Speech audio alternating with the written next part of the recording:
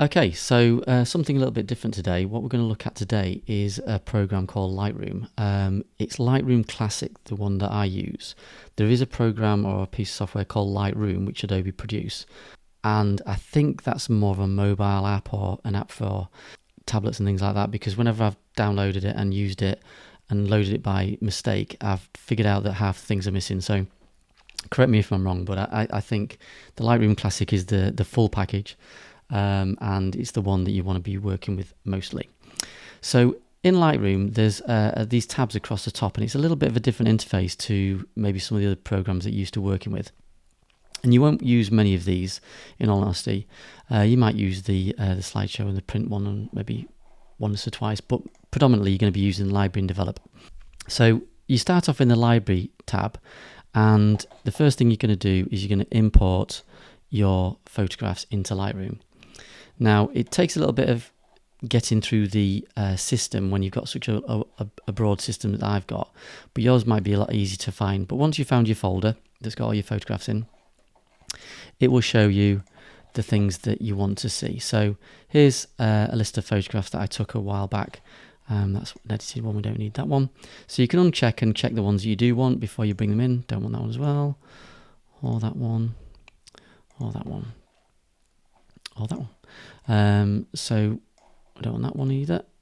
So once you've checked all the photographs that you want to bring in, you can then click import, and it'll bring those photographs into the library area. And as you can see at the top, there's like a little bit of a progress bar here, which is where you'll see a lot of Lightroom's progress. So if it's exporting and things like that, this is where you'll see that. So once you've got your photographs into Lightroom, you'll see a film strip along the bottom, which is where all your photos live in this particular collection. And you'll have information on the right hand side about the photographs and the data that was stored within the photographs. So here's the camera settings that we can see for this particular photograph. So it was ISO 25, 415 millimeters, f2.2 and 1/1600th of a second. And at the top there's a histogram, and the histogram is a really good way of being able to see what information is inside your photograph. So particularly if we click on this photograph, you'll see there's a lot of white, and so there's a lot of information in this right hand side. So this is highlights, this is shadows. Whereas if I click on this one's got more dark areas, so there's more information in the shadows and there's less information in the highlights.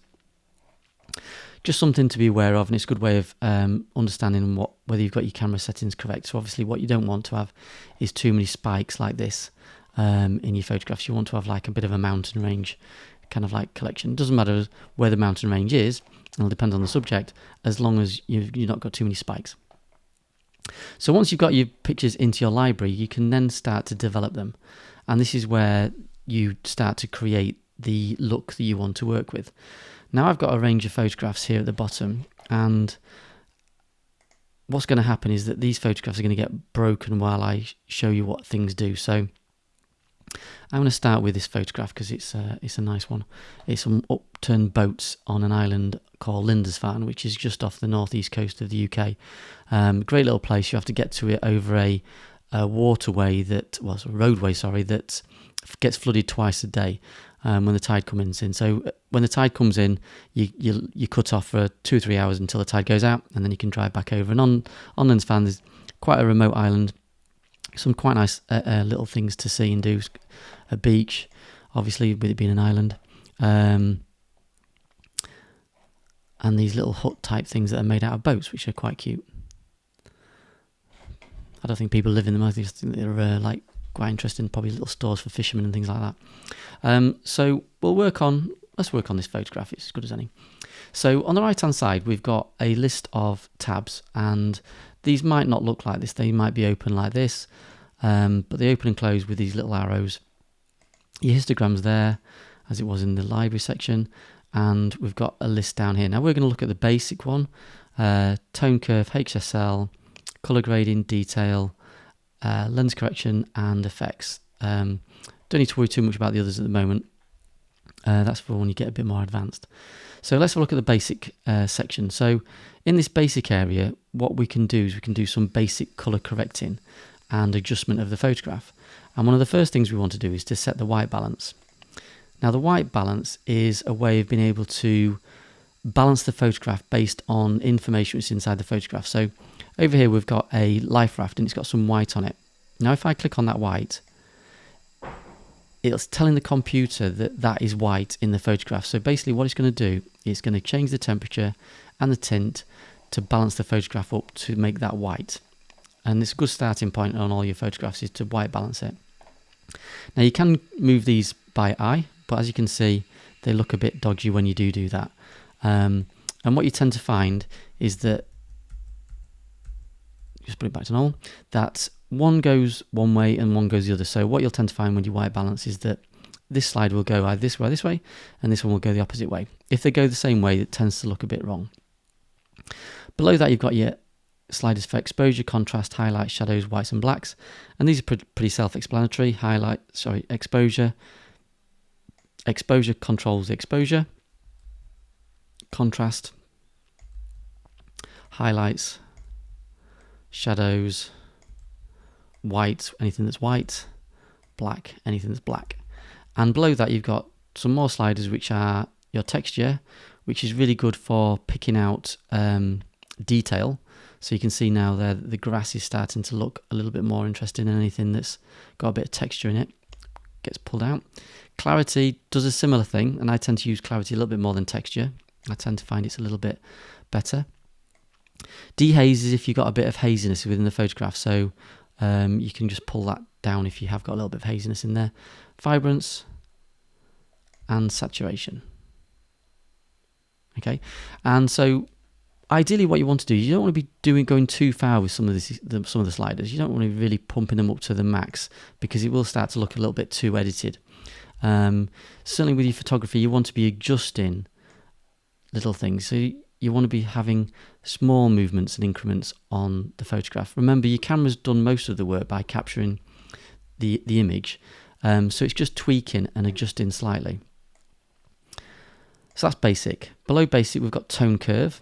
And tone curve is using the histogram. So this is a histogram in the background. And basically we can adjust the colours within that area. So here's the shadows, here's the highlights. So if I think that the highlights are a little bit too blown out, I can bring the highlights down a little bit. So can you see it's bringing the highlights down as I drag this down? Do that again. You see that? Now when I took this photograph, I've taken it into the sun. Obviously there's a bit of area here that's overexposed, and that's kind of like lost. There is a way of fixing that, which I'll show you later on. And you can add or decrease the tone in the shadows. So if I bring this down, it's making the shadows darker. Okay? So again, subtle adjustments is better than dramatic adjustments.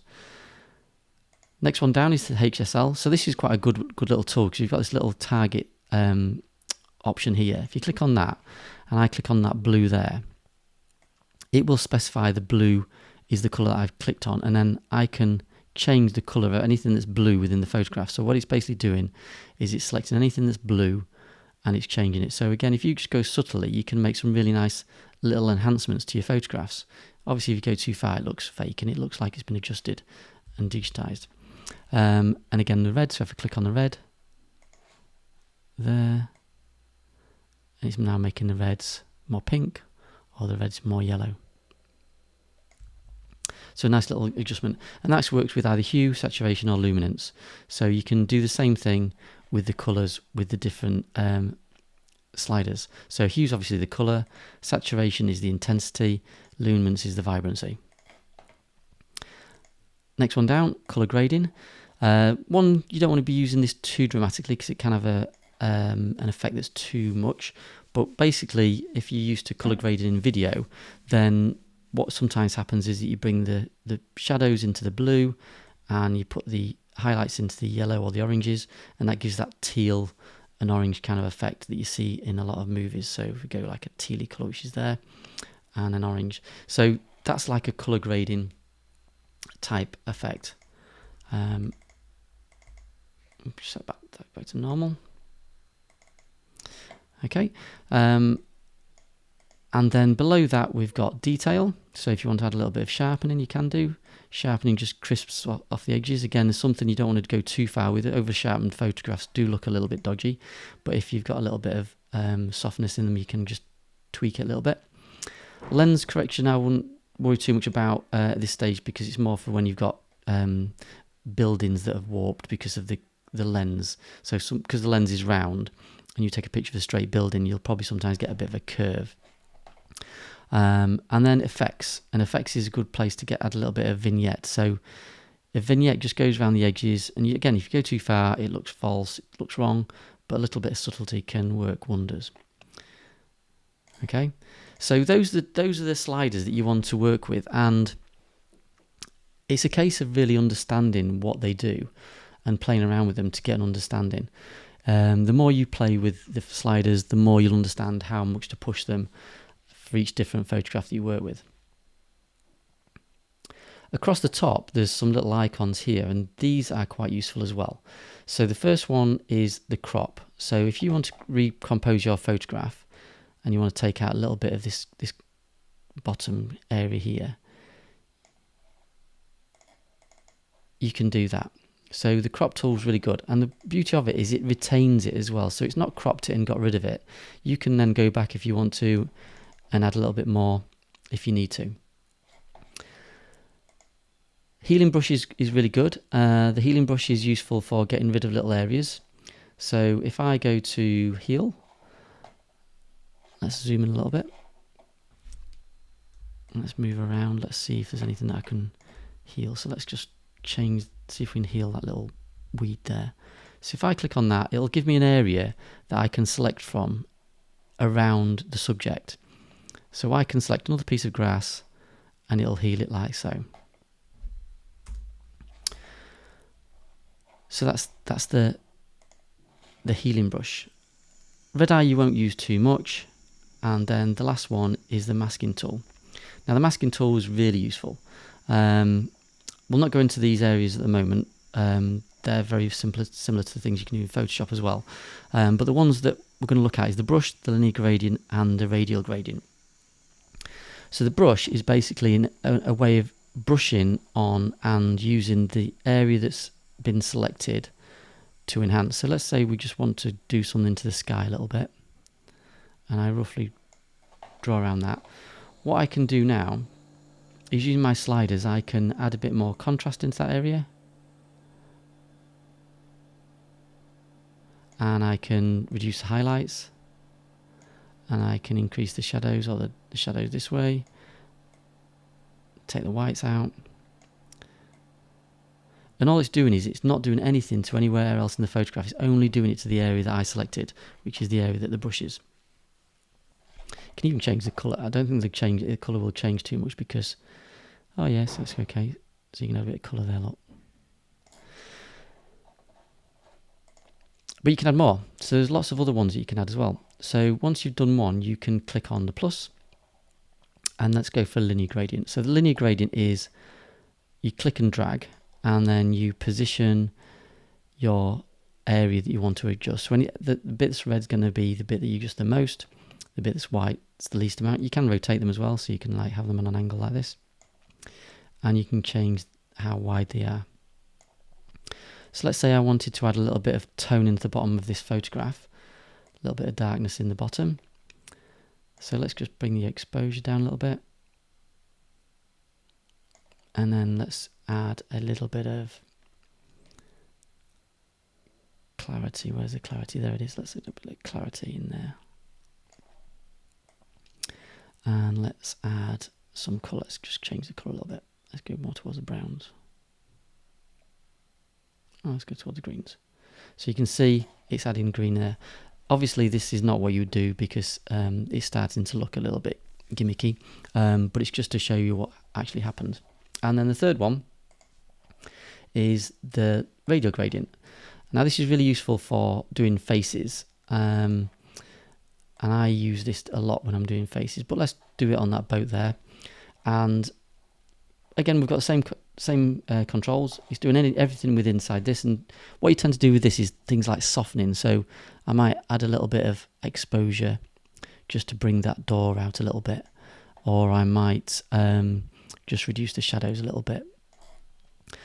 So you can do your alterations, and then once you've done all this, you might want to then see what the picture looked like before. So here we are back in the normal menu. So we've done all our corrections. Obviously it looks a bit odd, and we've got these buttons at the bottom, and these buttons here are ways of seeing what you did before. So if I click on this one, this is what the picture started off looking like, and this is what the alterations look like. And I can click on that and it will change the way it shows me. So splitting the photograph in half, top and bottom, through the middle, etc. So you can change how you see the before and after, and then obviously you can click back to see it as being how you've created it. And the beauty of Lightroom is that none of these effects, none of the changes that you've made are actually embedded in the photograph. They're like a veneer that sits over the top of the photograph until you choose to export it. Okay, so there's a few things you might want to do once you've finished doing your editing, and one of them is you might want to edit in Photoshop, which you can go to Edit, Edit in Photoshop, and it'll take your picture through into Photoshop, and you can do some more adjustments there. Or you might want to export them. Like I say, it's just a veneer that's applied over the top. These aren't actually changing the photographs in the background. This only happens inside Lightroom, and then when you quit out of this, if you go back to the original photographs, they will be as they were. You need to export them from Lightroom to be able to see the changes. And what you do is, if you want to export them, you select the photographs you want to do. So you can either do a shift selection like this, or you can do a control selection. So select and select the ones you want. So shift will select multiples in a row, and control will select specific ones that are not necessarily next to each other, so we can select different ones like that. But we're just going to export that one photograph, so let's just deselect all those, just make sure this one's selected. So you can tell the difference because it's got a white background. These are dark grey, this is like a lighter grey. And then we can go File, Export, and then the export settings look quite daunting, but there's nothing to really be worried about because there's only a couple of things you need to change. So the first thing is to where you're going to send it to. So I'm going to put it in the same folder as the original, in a subfolder called Untitled Export. And then that's the only thing you need to do at the top. You don't need to worry about file naming. You don't need to worry about video. File settings, you just want to make sure that your JPEG quality is set to 100. Don't need to worry about image size. Don't need to worry about that. If you want to put watermarks on, you can do. You can create watermarks on your photographs, so it's a good way of protecting your photographs from people stealing them and using them. So a good way to do that. We might do that in another video. And then post-processing, we don't need to do anything with that. And you're ready to export. So basically all I've done is I've told it where to go, which is put it in the same folder as the original, in a folder called Export, 100% on the JPEG, and then click Export. And it will now, as you can see up here, do that export across there. It's taking a little bit of time, so we'll just wait for it to do it. Now it is done. And it's done. And if we were to go to that folder, we would now see a picture in that folder called Untitled Export with that picture in there. So there's that picture that we've just created. And there it is. So enjoy Lightroom. The more you use it, the more you become comfortable with it. There's so much power within it. I've only just scratched the surface with this basic introduction. But it's a case of really you exploring it to learn what it does. And I'll see you in the next one.